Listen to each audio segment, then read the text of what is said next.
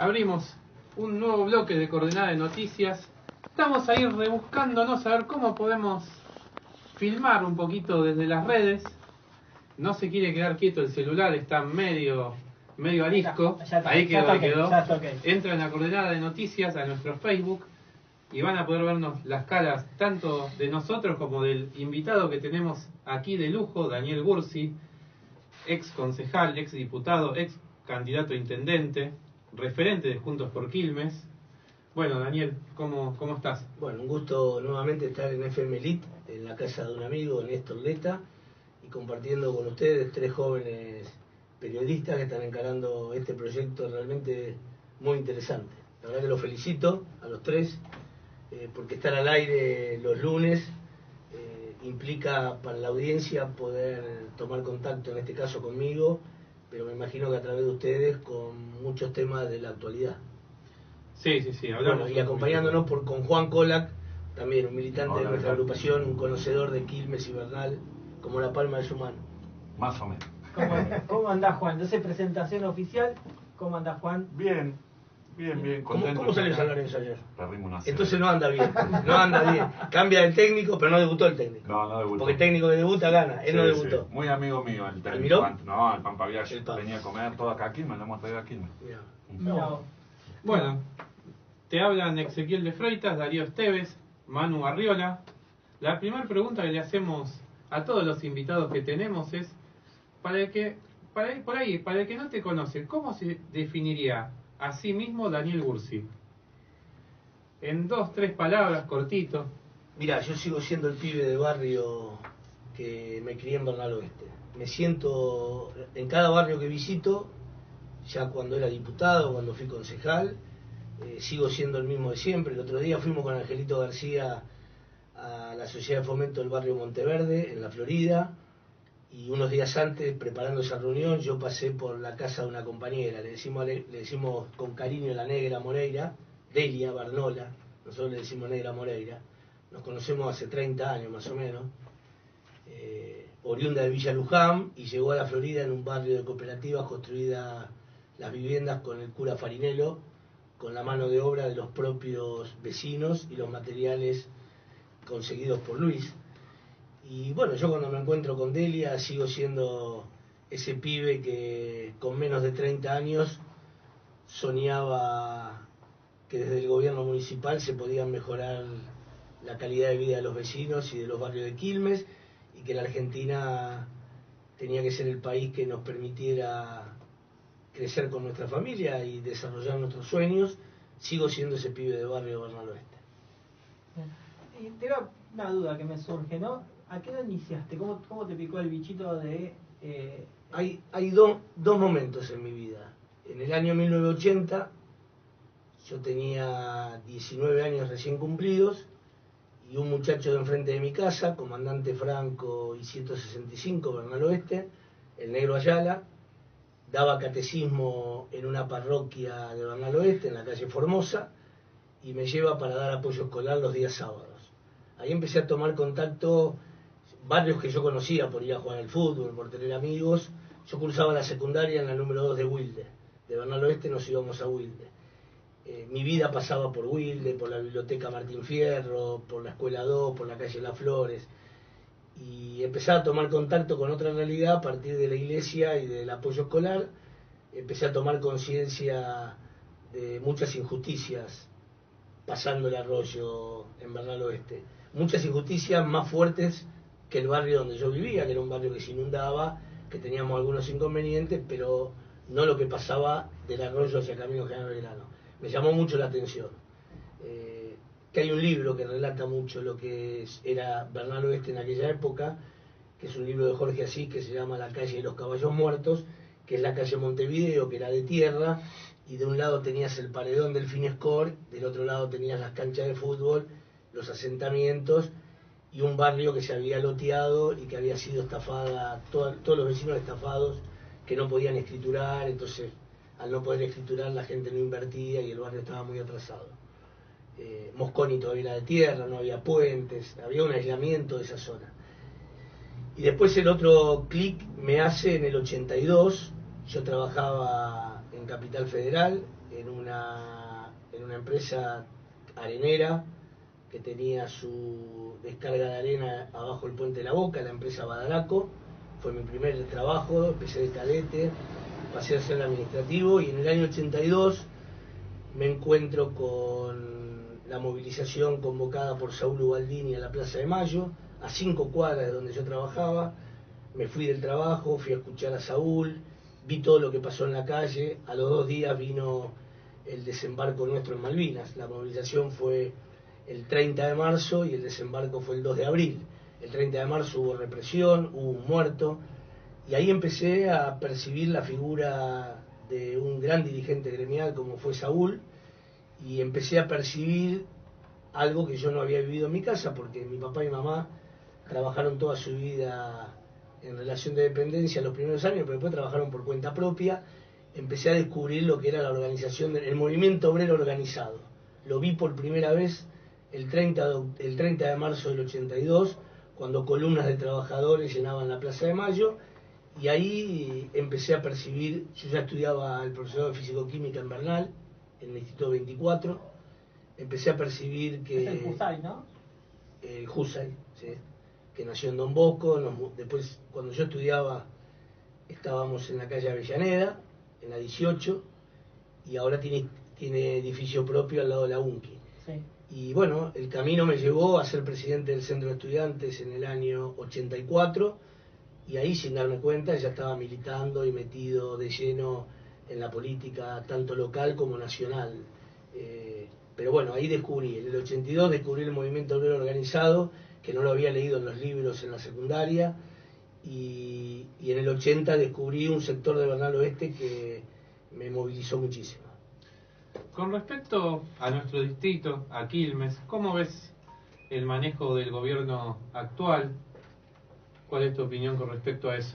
El gobierno actual no tiene manejo, la verdad que es un gobierno sin manejo.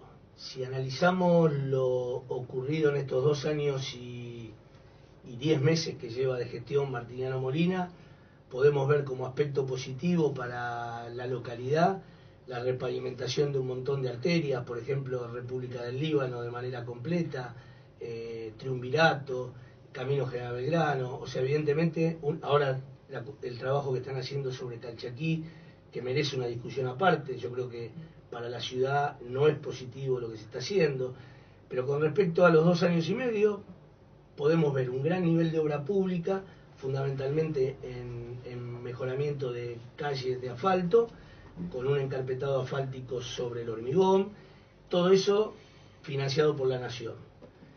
Cuando empezamos a mirar el presupuesto municipal, nos damos cuenta que de 32 camiones recolectores de residuos que dejó la gestión Gutiérrez, prácticamente nuevos, porque fueron comprados por un sistema de leasing que autorizamos nosotros en el Consejo Deliberante en el año 2014, hoy funcionan 17.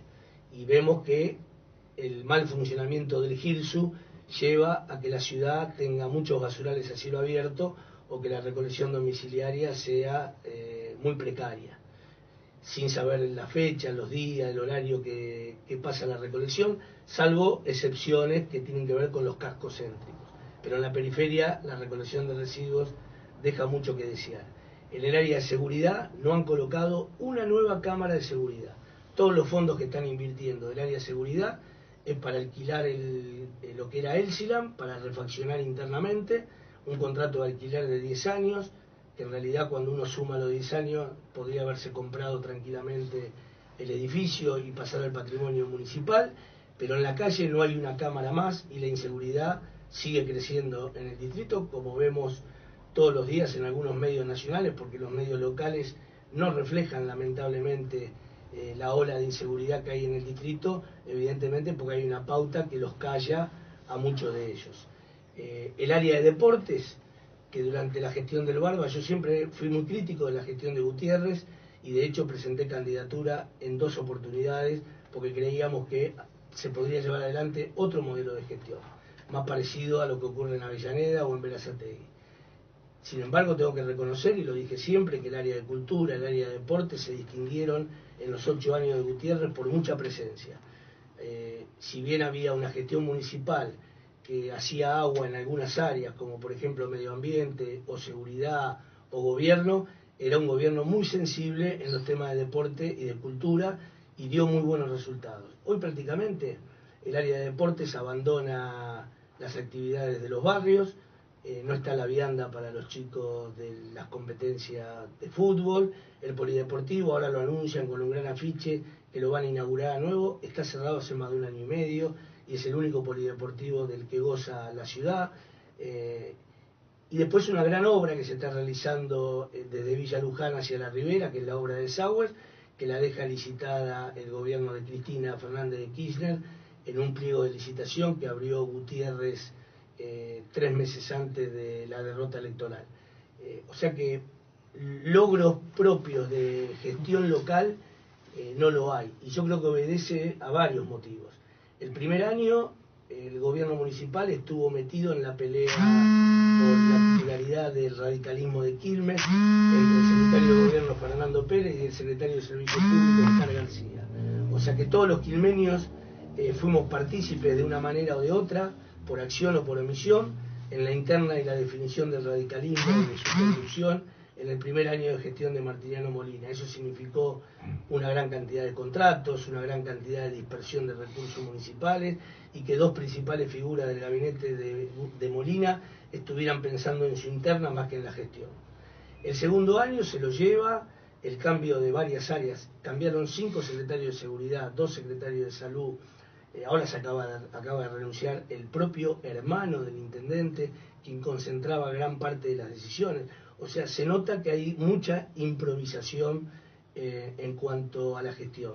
Hay áreas que prácticamente están intervenidas, el área de inspección, de nocturnidad, hay mucha gente de Florencio Varela enviada por Cambiemos, hay funcionarios de La Plata y de Capital que están prácticamente interviniendo el área de Hacienda o el área de Obras Públicas. La verdad que es una lástima para Quilmes seguir perdiendo tiempo respecto al desarrollo y crecimiento que han logrado distritos vecinos. Disculpe si fue extenso, pero No, al contrario, para nada. así veo los años perdidos. Para nada. Bueno, entonces la pregunta que sigue es, años perdidos, gobierno nacional. Bueno, es casi como obligada. Ustedes son muy chicos, pero el gobierno nacional está aplicando una receta conocida por los que ya pasamos los 50 años de edad. Entre el año 1976 y 1983, Argentina pasa de 4.000 millones de dólares de deuda externa que tenía al momento del golpe de Estado a 63.000 millones de dólares el día que asume Raúl Alfonsín. De 4.000 a 63.000. Trasladado eso a nuestra época es más o menos un equivalente. Otros números son ahora, son más groseros los números, pero obedecen a la misma razón. Toma de deuda por parte del Estado o de sectores privados en aquel momento, y luego Cavallo en el año 82 estatiza la deuda externa y el Estado Nacional se hace cargo de toda la deuda.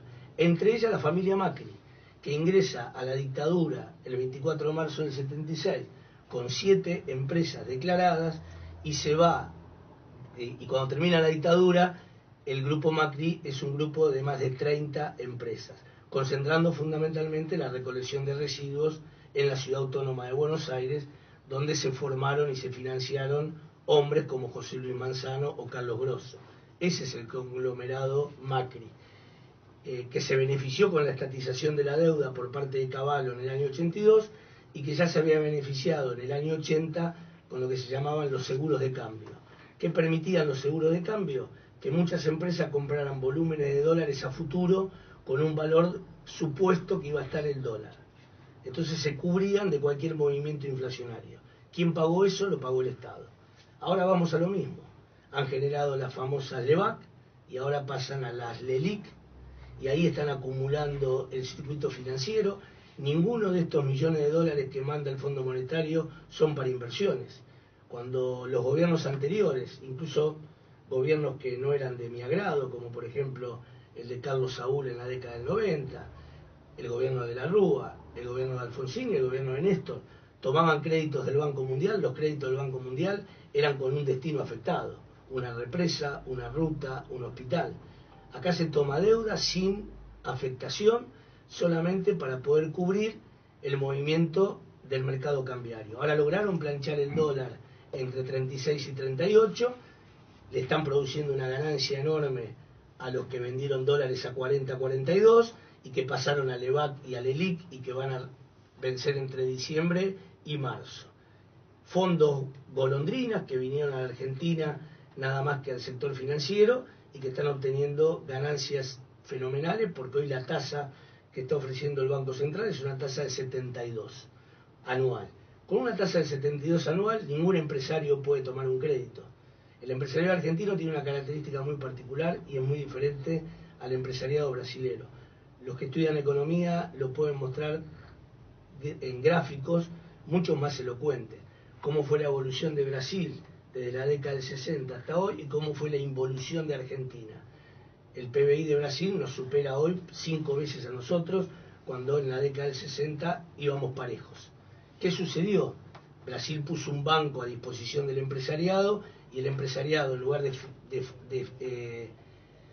fugar divisas, invertía y expandió su industria. Por ejemplo, la industria de autos. Nosotros hoy los autos que podemos comprar o usar en la Argentina, el 70% es un componente fabricado en Brasil y un 30% en Argentina.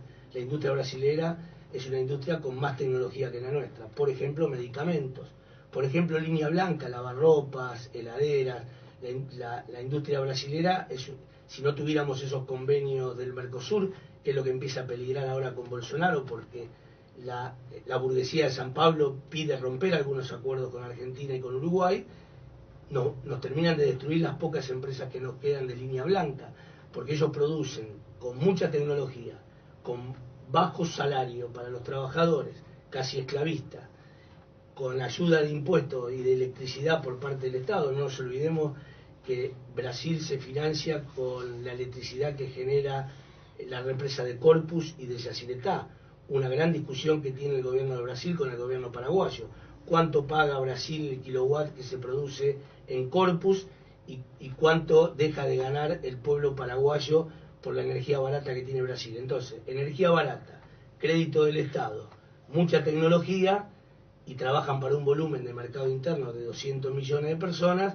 Cuando ellos pasan una frontera y basta ir a este pueblo que está en el límite con nosotros, Ciudad del Este o Foz de Iguazú, para empezar a ver cómo esos productos están muchísimo más baratos que cualquier comercio de Argentina. Nosotros acá tenemos una fábrica en la calle Sapiola, delegados metalúrgicos lo vienen denunciando hace un año, que es la empresa Domecq, una empresa que fabrica cocinas de alta calidad. Hay un trabajo hecho en la Argentina muy fuerte. El anterior intendente de Quilmes lo conoce muy bien, Francisco Gutiérrez, porque a él le ha tocado discutir paritarias con la familia Roca. La familia Roca produce lo que se llama acero laminado, que se utiliza después para heladeras o para cocinas. Si nosotros no tenemos acero laminado a determinado valor, se traslada luego al valor de la cocina o de la heladera. Si esa cocina, esa heladera es muy cara, el vecino que va a comprar a una casa comercial termina comprando una importada. Cuando uno compra una heladera o un lavarropas importado, lo que estamos haciendo es perdiendo mano de obra argentina.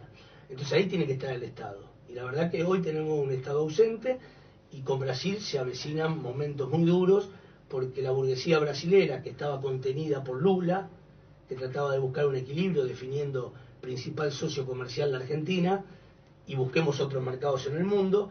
Hoy la burguesía brasilera, en lugar de hacer 5.000 o 10.000 kilómetros a otro continente, es mucho más fácil invadir con sus productos a la Argentina y terminar de destruir la industria de automóviles.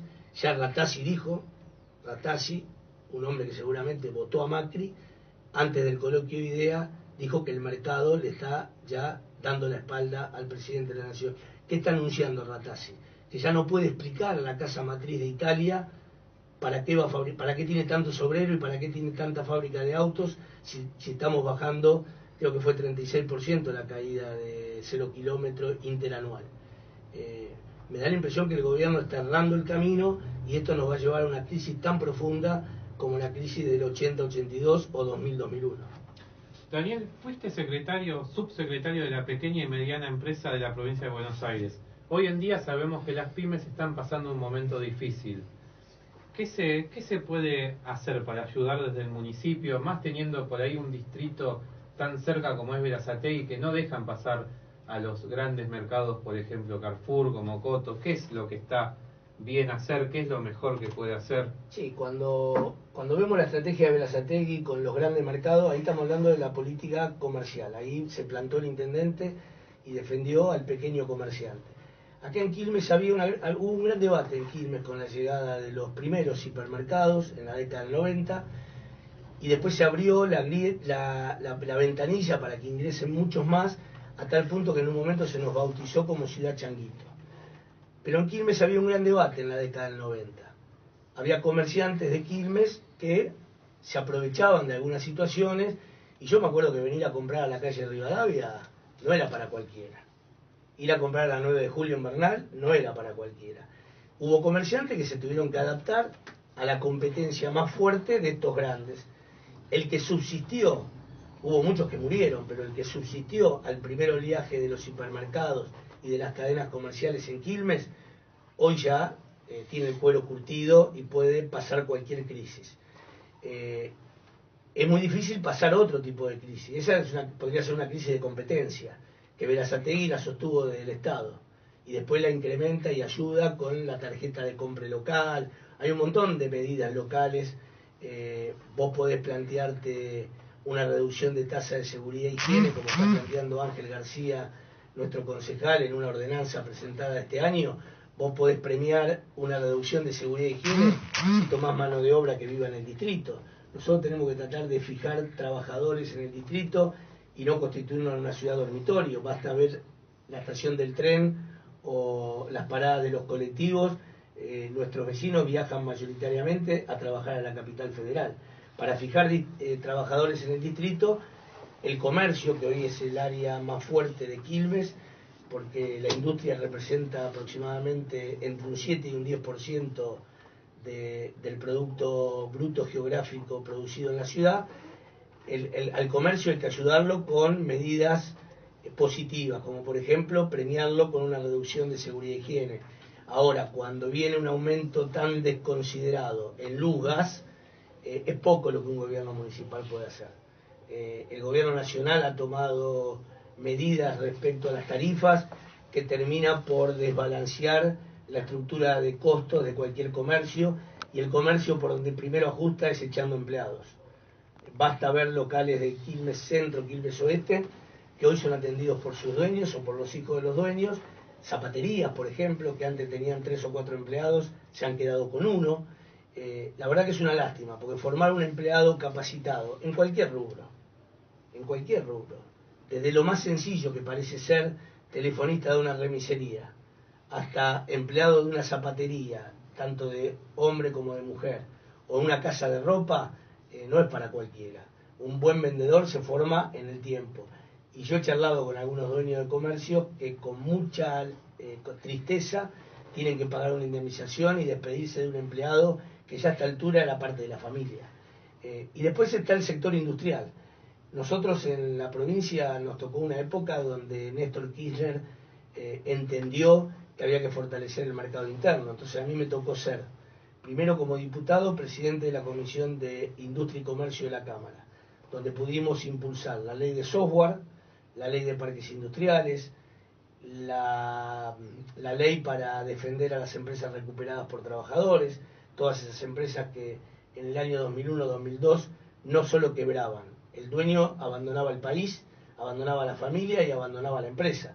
Trabajadores acá en Bernal, en la calle Rodríguez Peña, que se encontraron el 23 de diciembre en la vereda porque la puerta estaba cerrada, y lo que tuvieron que hacer es tratar de entrar, y hoy están funcionando y están trabajando. Trabajadores con casi 15, 18 y 20 años de antigüedad, que ante el abandono por parte de los propietarios veían que ni siquiera la indemnización iban a poder cobrar.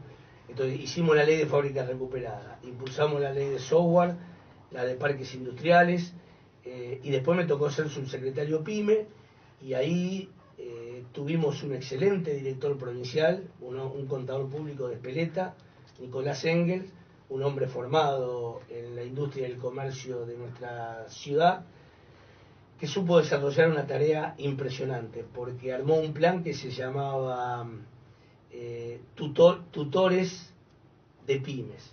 Armó un banco de datos con personas de 45 a 60 años de edad, con mucha experiencia, que la provincia le pagaba 6 meses para que vaya a la pyme a asesorarla en un tema de mejora de la producción o mejora de la parte administrativa o de alguna modificación de su circuito de compras o de ventas.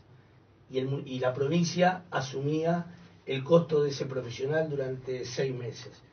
Implementamos un plan que era tasa subsidiada con créditos del Banco Provincia para compra de maquinaria o de insumos, lo que se llama capitalización en materia prima o en capital. El empresariado argentino, el PYME, es un empresariado que vive al día, que uno ve que cambia el auto o mejora la casa, pero no es una persona que especula en la bolsa o tiene cuentas en el exterior. Estamos hablando del PYME, que expresa el 95% del empresariado de la provincia de Buenos Aires. Así que ahí con Nicolás Engel nos propusimos sostener y trabajar con el más débil, y parece que no, pero ese es el que genera puestos de trabajo a la vuelta de tu casa. ¿Y qué importancia tiene trabajar cerca de tu casa? Te queda más tiempo para la familia, no gastás en transporte, aprendés un oficio, el primer empleo, que fue un trabajo que hicimos en la gestión anterior, cuando Aníbal Fernández fue ministro de Trabajo en la provincia de Buenos Aires. Copiamos un programa que tenía de la Sota en Córdoba, que allá se llamaba Primer Paso, acá se llamó Primer Empleo. Le dábamos una planilla a ese chico de 18 a 20 años, chica de 18 a 20 años, que iba a buscar empleo en una fábrica, en un comercio, en un kiosco, en un almacén, en una verdulería, 4 horas por día, y lo pagaba el Estado. Era el primer empleo. ¿Qué te permitía ese primer empleo? Poder completar tus estudios, poder comprarte ropa para ir a presentar después un currículo en otro lugar, poder mejorar tu autoestima, poder aprender un oficio. ¿Y qué le permitía al comerciante o al industrial? No tener que sumar a la plantilla una persona que además le suma no solo salario, sino que le suma cargas sociales y una futura indemnización. O sea que, a tu pregunta, desde el municipio se puede hacer mucho. Lamentablemente este gobierno no está haciendo nada. Nuevamente en esa área también hubo cambio de funcionarios que se fueron desilusionados después de 1 año y medio, 2 de parate. Impulsar parques industriales. Berazategui tiene más de 9 parques industriales. Ahí está Angelito García con la Unión Industrial de Quilmes trabajando el proyecto de mini parques. Los mini parques permiten una vuelta de tuerca a la ley provincial, porque la ley de parques industriales, que te beneficia con exenciones impositivas y con líneas crediticias, te exige una cierta cantidad de hectáreas. El mini parque no, el mini parque podés utilizar 4 hectáreas, 3 hectáreas y gozar de todos los privilegios de la ley de parques industriales. En eso trabajó Musi con mucho éxito, trabajó en su momento Giustosi en Almirante Brown, y es lo que está impulsando Ángel García en Quilmes con la Unión Industrial. Lamentablemente se convierte el Consejo Deliberante en una caja de resonancia de estos temas porque no los impulsa el Ejecutivo. El año pasado, cuando discutimos la fiscal y tributaria con el entonces secretario de Industria y Comercio, Kalogianidis, que es un hombre de la industria, porque su industria está sobre Calchaquí, casi en el límite con Florencio Varela, se comprometió con nosotros y con nuestro bloque que asumía que en el mes de marzo iba a bajar una ordenanza para la regularización de industrias en el distrito. No bajó la ordenanza, se fue Kalogianidis. Se pierde tiempo, y el tiempo para una ciudad después es difícil de recuperar, porque yo preguntaría, aquella empresa que se fue al polo maderero al lado del peaje de Uso, aquella empresa que se fue al parque industrial de Bursaco, o aquella empresa que bajó la persiana y se quebró, ninguna de las tres la vamos a poder recuperar para el distrito. Entonces tenemos que trabajar sobre lo que tenemos o crear empresas nuevas. Hay que trabajar con la Universidad de Quilmes y hay que tratar de articular con la Unión Industrial y las cámaras de comercio cuáles son las nuevas necesidades, los nuevos nichos, para que los egresados de nuestras escuelas técnicas y de nuestra universidad se puedan quedar en Quilmes desarrollando su tarea. Yo he visitado algunas ciudades en el mundo que vos decís, con este clima, ¿cuál puede ser el futuro? Y hay ciudades que encontraron el futuro en las nuevas tecnologías, en crear esto que todos los chicos compran para tener en su casa, que juegan mucho los jugadores de fútbol. ¿Cómo se llama? PlayStation. La PlayStation. Que yo no sé ni cómo se maneja. Pero para poder comprar el último, la última versión, que es cara, Claro. son caras. Muy caro. Bueno, hubo mucha gente que trabajó en ese diseño. Trabajar en el diseño de un juego para jóvenes o para adultos tiene mucho diseño, mucho software. Bueno, hay ciudades en el mundo como Edimburgo, allá en el norte de Escocia, donde prácticamente ven el sol 2 meses por año y tienen frío y tienen lluvia, que hoy trabajan con esa industria, o con la industria cinematográfica. Todas estas series que nosotros estamos consumiendo ahora a través de un servidor como Netflix, son series que se producen en otros lugares del mundo y que generan riqueza para Bueno, el de que hecho, tiene. muchos países lo que hicieron fue reducir impuestos para poderle dar vida cinematográfica Por a ejemplo. esas ciudades que, como decimos, Por que no ejemplo. pasa nada. Y de ahí vienen las series escandinavas, y las Totalmente. series raras que están consumiendo hoy Bueno, en día. la famosa hace 2 o 3 años atrás, Guerra de Tronos. Guerra de Los Tronos, escenarios. hasta el día de hoy. ¿Con qué inversión? Multimillonaria, pero ¿con qué Claro. recaudación? Bueno, entonces, en las nuevas tecnologías hay un nicho. En otras industrias, como la farmacéutica o la textil, que en Quilmes tienen mucha historia, creo que hay que meter tecnología. Acá en Quilmes tenemos empresarios textiles con mucha preparación, con máquinas, con mucha tecnología. Ahora, si el gobierno nacional abre las importaciones de manera indiscriminada, en competencia desleal con lo producido en Argentina, o te aumenta la luz y te aumenta el gas, por más que el empresario tenga mucha imaginación y mucha audacia, no podés competir. Perfecto, Daniel. No, ¿te quedas un ratito Sí, más? por supuesto. Vamos a una pequeña tanda. Habló del pasado, del presente, faltaría el futuro, ¿no? Nos queda el futuro para charlar. Vamos una tandita. Estamos en vivo en Coordenada de Noticias, nuevo bloque con Daniel Gursi. Nos queda para preguntarle varias cosas más. Estamos transmitiendo en vivo desde nuestro Facebook. Abren el Facebook, buscan Coordenada de Noticias y entran.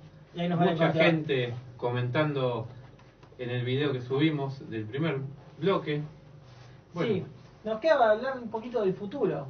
Bueno, contanos un poquito la agrupación. Ustedes están trabajando bajo el lema AI 2019. Calculo que en pos de una unidad, de acá a un futuro. Sí, la realidad es que quienes militamos en política no podemos esperar un mes antes de una elección para poder pensar cómo se resuelve la elección.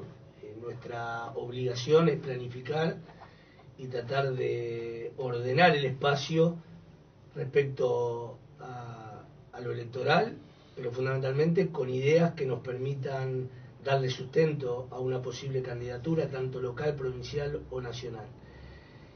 Venimos con un empuje muy bárbaro, la agrupación Juntos por Quilmes, que conducimos en conjunto con Ángel García. Hemos incorporado compañeras y compañeros durante el transcurso de este año, que nos permite ver con expectativa lo que puede suceder en el año 2019. Participamos muy activamente de lo que fue el proceso AI 2019, desde La Pedrera hasta acá. La Pedrera, ese espacio maravilloso de Villa Mercedes San Luis, con espacio para todas las actividades deportivas y recreativas, cobijó un encuentro nacional donde desde Jorge Capitanich, Agustín Rossi, el Cuervo Larroque, Axel Kicillof, por nombrar algunos dirigentes, participaron junto con nosotros en un plenario de 3.000 y pico de compañeros y en trabajo en comisiones, y con mucha generosidad de parte del presidente del Partido Justicialista, Gioja, planteando que su último trabajo como militante en estos años quiere verlo coronado con un nuevo presidente o una nueva presidenta en la Casa Rosada que cambie este rumbo económico de la Argentina, y con una gran generosidad de Alberto Rodríguez Sá, planteando que hay que volver a soñar y terminar con esta pesadilla. Quiero recordar que en ese mes de marzo de este año todavía había muchos intendentes, fundamentalmente del conurbano, de buen diálogo con Vidal, que planteaban que era muy difícil una disputa electoral para el 19, que se distanciaban que coqueteaban en ese distanciamiento con Cristina, que ninguneaban a Daniel Scioli en un acto en el ND Ateneo, o sea, se distanciaban de Cristina, ninguneaban a Scioli y coqueteaban mucho con Vidal. ¿Y qué conseguían de Vidal? Un cordón cuneta, 20 cuadras de asfalto, toneladas de alimentos. Pero cuando salían de la intendencia, camino a su casa, veían la manifestación de la fábrica que cerraba, el comercio que bajaba las persianas definitivamente. A partir de la Pedrera y a partir del empuje que le puso Alberto Rodríguez Sá en recorrer el conurbano y gran parte de la Argentina, estuvimos en Comodoro Rivadavia, en Ushuaia, en Resistencia Chaco, en Posadas, en La Plata, en Avellaneda, en Quilmes, en Lomas, en el microestadio de Ferro. Se empezó a levantar una expectativa y hoy vemos yo por lo menos lo veo con mucha alegría, el retorno de Felipe Solá a las filas de nuestro espacio ampliado. El día jueves próximo se va a realizar una reunión en Buenos Aires, donde la Comisión de Acción Política del Partido Justicialista va a recibir a Felipe Solá y al gremialista Héctor Daer.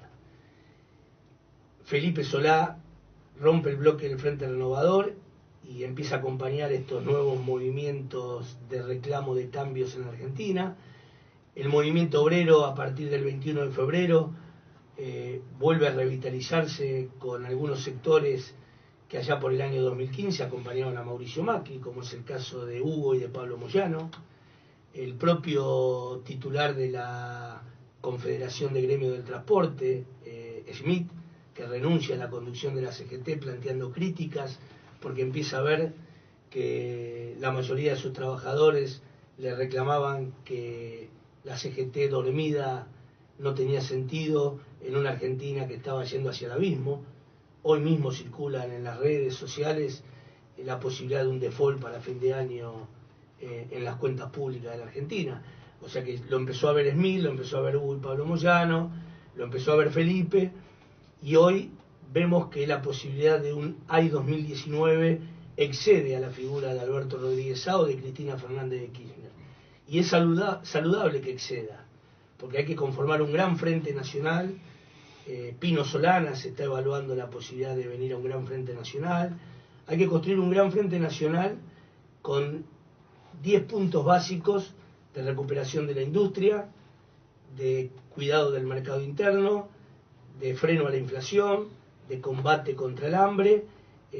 Hay que cambiar el rumbo al que nos está llevando Mauricio Macri. Lo planteó Guillermo Moreno hace una semana en un acto en la cancha de excursionistas, donde le pide a la Unión Cívica Radical que abandone la coalición de gobierno y retorne a las viejas posturas de la Unión Cívica Radical del pueblo o la radical intransigente. Yo creo que va a ser un diciembre bastante movido en la Argentina, no solo por el G20, sino por la economía, por las dificultades para muchas familias de poder disfrutar las fiestas con una mesa servida dignamente, y nos vamos a encaminar a un 2019 donde el peronismo y otras fuerzas políticas vamos a tener que resolver candidaturas. Hay una gran expectativa por la figura de Cristina Fernández de Kirchner, que es la figura que reúne mayor cantidad de votos en nuestro espacio, pero también nos damos cuenta, recorriendo la provincia de Buenos Aires y el país, que con Cristina sola no alcanza, que cuando uno pone en una misma mesa a Cristina con Felipe, con Pino, con Rodríguez Sá, con Moyano, hay otro volumen. Tenemos que recuperar esa ansia de mayoría. El kirchnerismo en algún momento, allá por el 2013, empezó a sentirse un poco cómodo con ser una minoría dura, ideológicamente, defendiendo a rajatabla lo construido por Néstor y Cristina. Pero no alcanza con ser una minoría dura y leal a tu ideología. Ahora hace falta llegar al gobierno, y para llegar al gobierno hay que construir masa crítica, y para construir masa crítica hay que dialogar con otros sectores que por ahí prefieren cambios más lentos, o por ahí prefieren tomar medidas diferentes a las que soñamos nosotros. Si ustedes me preguntan a mí, yo creo que Argentina necesita reestatizar los servicios públicos para que lo maneje el Estado. Por ejemplo, luz, gas y agua, en manos del Estado. Si se lo preguntan a Felipe o a Scioli, seguramente que ellos creen, sobre todo Scioli, que pueden tener empresarios que con buena fe gestionen esas empresas. Bueno, tendremos que ir viendo. Nosotros vamos a tener en nuestro espacio candidatos que van a querer ir a 120 kilómetros por hora. Alberto Rodríguez Sá y Agustín Rossi a 120 kilómetros por hora, para combatir la desigualdad, la pobreza, construir vivienda, defender la industria nacional, cerrar las importaciones, no arreglar con el fondo, no contraer deuda, sí al mercado interno. Y vamos a tener candidatos presidenciales que van a querer ir a 60 kilómetros por hora. Bueno, hay que ir a una elección para que el pueblo argentino defina si quiere ir a una velocidad o a otra. Nosotros vamos a proponer un candidato que va a querer ir a 120 kilómetros por hora y que va a ir acompañado por economistas, por sociólogos de primer nivel en la Argentina. Y hay otros candidatos que van a querer ir más lento, pero lo que necesitamos todos juntos es una gran interna y saldar esa discusión. No podemos ir fraccionados a enfrentarnos al poder mediático y judicial que hoy tiene Cambiemos. Y lo mismo sucede a nivel local. A nivel local hay hombres y mujeres con aspiraciones concretas que tienen todo el derecho del mundo a expresar una postura respecto al 2019, desde Matías Festuca hasta el Barba Gutiérrez, o Mayra Mendoza, o Roberto Gaudio. Nosotros creemos que tenemos en nuestras filas un dirigente que puede expresar lo que hoy Quilmes necesita. Desde mi humilde punto de vista, en este momento Quilmes necesita experiencia, seriedad, y esa experiencia y esa seriedad hoy la tiene el concejal Ángel García. Nosotros estamos trabajando para que Angelito pueda ser más conocido, porque yo estoy convencido que cuanto más se lo conoce, más se aprecia su calidad de trabajo, su historia y sus objetivos. En ese camino estamos dialogando con muchísimas agrupaciones. El otro día hicimos un plenario de mujeres y vinieron compañeras de Peronismo Generacional, que es la agrupación que conduce Roberto Gaudio, de la CTA que conduce Susi Paz, de algunos sectores de izquierda, por ejemplo el grupo En Marcha, que creo que lo componen algunos sindicalistas de ATE y de otros gremios, Compromiso Federal con la figura de Luis Bratti como su presidente a nivel local, y empezamos a abrir el diálogo con otras agrupaciones. Nosotros estamos convencidos que a esa seriedad y experiencia que tiene Ángel hay que dotarla de equipo, y el equipo hay que buscarlo en las filas propias y en otras filas. Construir una propuesta para Quilmes que no sea una propuesta egoísta y de corto plazo significa pensar un gabinete donde tiene que haber un equilibrio de hombres y mujeres. La paridad no es solamente para las listas, la paridad tiene que ser también para los cargos ejecutivos, porque si no la mujer sigue quedando siempre en un segundo plano. Y pensar una ciudad para todos significa abrir los brazos e invitar a todas las agrupaciones, incluso a las agrupaciones que cuando lleguemos a las internas o a las PASO presenten otra candidatura.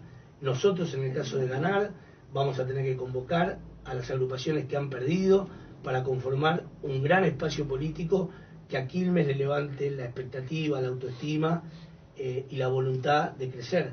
A mí me ha pasado, yo competí con Julio Nieto, competí con Roberto Gaudio, competí con Andrés Meiner, con Edith Llanos, con el lamentablemente fallecido Leandro Harsum, y cuando empezamos a dialogar, ahora que nos empezamos a juntar, viendo la crisis nacional, empiezo a descubrir cosas y valores en Julio Nieto que yo antes no veía, o en el mismo Francisco Gutiérrez empiezo a descubrir algunas intenciones que yo no las veía manifestadas en la gestión del 2007 al 2015. Y lo mismo me pasa con Roberto Gaudio o con Mayra Mendoza. Entonces lo que estamos haciendo con Angelito es dialogar con todos, construir esa unidad que se puede construir antes de las PASO o después. Si se construye antes de las PASO es porque se logra consenso, no imposición, consenso.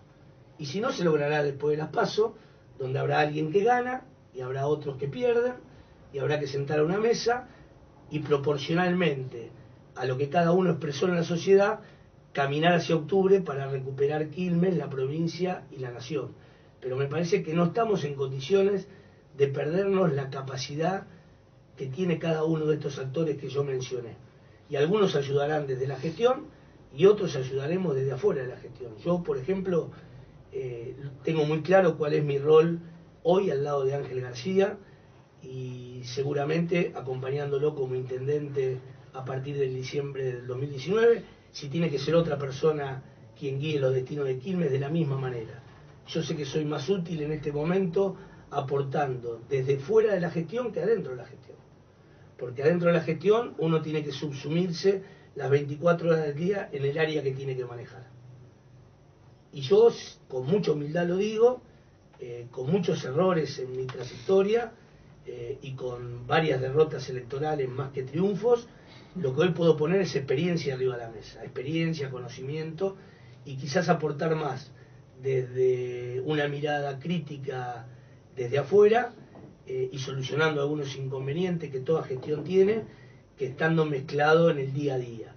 Y me parece que hay que hablar con Nieto, hay que hablar con Gutiérrez, o sea, cada uno de ellos tiene mucho para aportar y bueno, y ahora es el tiempo de recorrer la calle y someterse en democracia a lo que todos los políticos nos tenemos que someter, ojalá siga este ritmo cada 2 y 4 años, a la voluntad del ciudadano. El que decide es el ciudadano.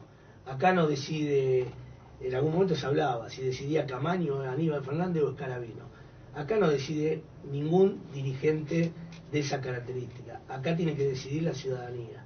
Entonces los que quieren ser candidatos tienen que manifestar la voluntad de serlo y nadie le tiene que poner escollos. A mí nadie me los puso. Cuando yo quise ser candidato en el 2011, 13 y 15, nadie me puso escollos, presenté mi boletita, en algún momento fue boleta corta, después boleta larga, pero pude someterme al voto de la ciudadanía. Así que yo espero que Mayra, Gaudio, Julio Nieto, Gutiérrez hagan lo mismo, y yo personalmente voy a trabajar por el que creo es el dirigente hoy mejor preparado para la etapa que le viene a Quilmes para los próximos años. Y a nivel provincial todavía está por verse. Hay una expectativa muy grande en Verónica Madario, hay una expectativa muy grande en Axel Kicillof, en Paco Durañona, un intendente joven del interior de la provincia, de San Antonio de Areco. Nosotros, en el caso particular mío, estoy recorriendo la provincia con quien fuera vicegobernador del 11 al 15, autor de la Ley de Medios y decano de las Facultades Sociales de Loma de Zamora, el licenciado Gabriel Mariotto. Yo creo que Gabriel tiene un capital intelectual y una experiencia importantísima para poner en esta provincia, pero bueno, haremos lo mismo que dije para el nivel local, iremos a someternos al voto de la ciudadanía. En este momento con Gabriel hicimos una recorrida Balcarce, Mar del Plata, Miramar, ahora vamos a ir a Tres Arroyos y Orense, a General Belgrano, a Morón mañana. Gabriel está expresando la voluntad de ser protagonista en la discusión de las ideas para el año 2019 a nivel provincia de Buenos Aires, acompañando a Alberto Rodríguez Sá. Y encontrando, y con esto cierro, encontrando en estos meses, no solo compromiso federal en Quilmes con Luis Velati, compromiso federal en todo el país, una estructura política con mucha solidaridad y con mucha voluntad de participar con protagonismo en los próximos años de la Argentina. Perfecto, Daniel, más que claro, estamos muy agradecidos de que nos hayas venido a visitar. ¿Cómo seguimos? Ya estamos, cerramos, ¿no? con el pronóstico, ¿te parece? Dale, cerramos con ¿El tiempo del fútbol? Del tiempo. No, Del el fútbol fútbol ya tiene te cae. alguno. Porque hubo Ya está, ya lo pasamos. ¿para qué partido? ¿Para la final de la Copa? No sé, acá Exactamente. Y un poco de Vélez. un poco de Vélez Defensa, viste, acá está, se puso tirante en un momento. Vélez Defensa soy. Ah, Sí, ahora sí, sí, sí. ¿Te estás jugando? Ahora. Sí, que jugaba. Sí, mejor el superclásico lo dejamos en suspenso, para no herir a nadie. Y sí, se Para no herir a nadie, porque la verdad que si uno tuviera que analizar el superclásico hace un mes y medio, 2 atrás, el resultado fue el que obtuvo River en la Bombonera. Pero la verdad que en estos últimos 2 meses hay un Boca en franca recuperación. Lo que Boca hizo contra el Palmeiras en los 2 partidos llamó mucho la atención, incluso reivindicando a un arquero que estaba muy cuestionado y que se le buscó recambio permanente. Y el caso de River, que empezó a tener fallas que antes no se le veía, y consiguió una clasificación a lo Pirro por el VAR y por un empuje de 2 o 3 jugadores. Por eso, la verdad que no es el River Boca hace 2 meses que los encontró en la Bombonera. Están en otra situación, así que vamos todos los argentinos a disfrutar 2 partidos históricos. históricos. Hincha de Independiente. Independiente. Muy bien ahí.